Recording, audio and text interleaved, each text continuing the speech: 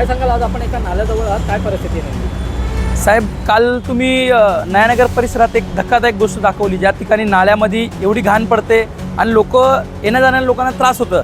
तसंच अमर पैलेसकडे, मीरा गावठण महाजनवाडीकडे या नाल्यात एवढं घाण आहे की कोणाचंच लक्ष नाही आहे. महापूर आता सध्या बसलेत आणि त्यांच्याकडे जे एवढे ठेकेदार लोक आहेत, त्यांच्या या चुकीमुळं महानगरपालिका एवढा करोडो रुपये टाकतात, पण या ठिकाणी कुठेतरी कॉन्ट्रॅक्टर लोक घरी जाऊन त्या तिजोरीमध्ये पैसे भरतात आणि या ठिकाणी नाले वगैरे साफ होत नाही. तर मला वाटतं कुठेतरी ह्याच्यात लक्ष दिलं पाहिजे. लोकांना आरोग्यासाठी त्रास होतोय आणि लोकांच्या घरोघर पाणी जातं.